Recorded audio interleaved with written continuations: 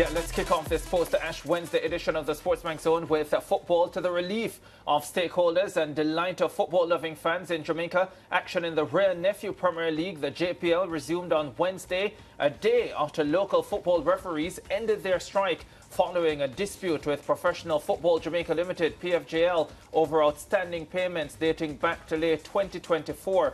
The strike forced the postponement of JPL games Sunday and Monday, but after negotiations between both parties, a resolution was arrived at quickly. Joining the show now to give more context is President of the Jamaica Referees Association, Valdin Legister. Mr. Legister, good afternoon and welcome. It's great that you could join us this afternoon just to give us more details on this scenario. First of all, I want to start by asking you how disappointed you are that you had to go to strike action to get a resolution in this matter. Good afternoon to the team and set. Good afternoon to your viewers. It's a pleasure to be here. Thanks for having me. Ricardo, over the years, referees have been faced with issues like these, where we have to wait for loss to be compensated. And it is time now we have a change. It is time now that the referees are shown that respect for the work that we do. We are an important stakeholder in the game of football, and I think we should be treated with respect, and we should not be just seen as an afterthought. Give us some details into this specific situation. Can you detail what the payments were relating to and how long you had not been paid? And are we talking about all the referees that operate within the Jamaica Premier League or just a few? All right, so it has to do with all the referees who operate in the top tier league in Jamaica. We have about roughly 50 referees who service the league. So an amount of close to $8 million were outstanding for just about 3 months. And I am sure you can appreciate that when people work, they must be compensated for a month, much less 2 months, going close to 3 months. I think that is inhumane, and it's a hard thing to ask for the referees to continue to go into their pockets to service the game. So I think we should be taken more seriously, as I indicated before, and they should ensure that they take care of all the stakeholders, to include us as referees. Yeah, by the way, that 8 million Jamaican dollars, just over 51,000 US dollars, just so that our international audience can get a clear understanding of the type of monies we're talking about. Also, I did read somewhere where the payments were specifically related to travel expenses and not necessarily salaries, for want of a better term. So it's in two parts. It has to do with traveling, and it also has to do with match fees.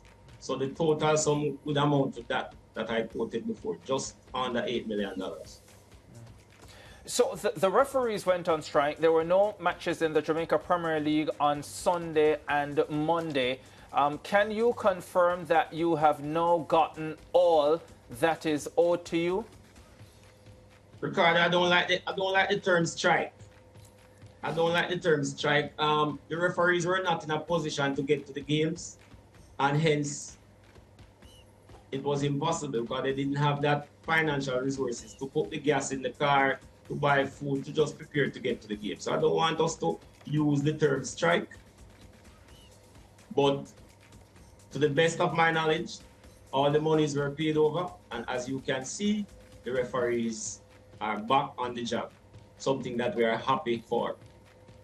Yeah, and I think the entire football-loving public is happy for that as well. You know, I was seeing a few responses to the situation, and one of them, I saw a couple of individuals saying, well, if the PFJL could, you know, find the money within, 2 days of the referees not on strike, but being unable to carry out their duties, to travel because of a lack of financial resources, then why did it have to come to this? The fact that this was settled so quickly after Sunday, how does that make you feel? Does it make you feel more important or almost more aggrieved at how things panned out? Ricardo, I'm happy you brought that up. I'm happy. In most cases, it's not how. Well, it's not what, but how things are done. And as you mentioned, the fact that you could come and offer us $2 million on Saturday evening, it means that it was possible for you to come to us to say, listen, we don't have all the resources right now. We have $2 million. We are working on it. Please meet us halfway. That would have been a different situation. But the fact that you knew that you owe the referees so much money and you didn't come to say anything, then I think that is disrespectful. Yeah, and so, to answer your question, we felt more aggrieved. Yeah. Valdin, and that brings me to my question about, what really leads a group of referee to, to come together and take such an action? Because, I'm thinking this is happening. Is there clear communication between your team and those running the JPL when situations like this arrive? Like, is there somebody that you reach out to and say, well, this is what's happening, my team, they, like, in other words, notify them that the team is unhappy, they won't be able to come to work if they don't have the resources. What's that line of communication like? Well, from last year, we would have met with the organizers and would have stated clearly that over the years, there were some issues and we didn't want a repeat. So we had an agreement that money should be paid over monthly. But somewhere along that line, the agreement broke down. I don't know where. But I know we are in constant dialogue, probably not from a JFR's perspective, but I know Cardella Samuels, who is in the refereeing department, is in constant communication, and I know all information is sent out. So all parties are apprised of the situation. And this is the situation. If you are responsible for a league, you know all the people who are owed money. So why wait until it reaches this crisis stage before we try to resolve it? So that's my issue. That's the referee's issue. Yeah, and I have an issue as well, based on what happened in the last few matches, and of course, well, now there's some sort of settlement up to a point. President, do you think things are in place to ensure that this problem doesn't occur again? Because, as a lover of football, as somebody who enjoys watching the JPL, that would be a major concern. Well, for me, I always try to find the solutions, and I always try to mistakes that have been made. So I am hoping that all parties will learn from this mistake, learn from this situation to ensure that we don't have a reoccurrence of this. Because, as you said it, on a Sunday evening, or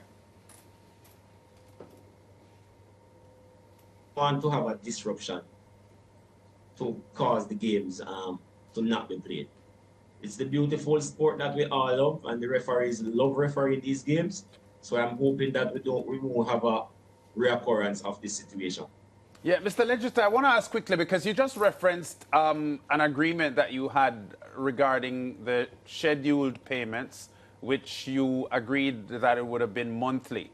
Is monthly the standard procedural, timing for referees to get paid? Is that something that is recognized in football administration generally? I'm not necessarily talking about Jamaica alone, but is that a satisfactory or considered a standard payment for the referees, a monthly payment? Not necessarily, but sometimes you have to meet the sponsors, you have to meet the organizers pathway. And as we said, we want the games to be played. So monthly might be a bit far stretch, but we work with the organizers to ensure that football is played. When I was a referee, when I traveled on international games, 2 weeks maximum, and we got our monies. Yeah, so generally speaking then, as Ricardo just mentioned, everyone is happy that the football is back on. One game yesterday, several games on this afternoon. as well. But if I may ask, because it does appear as if the PFJL at the moment is cash-strapped in some way, shape, or form.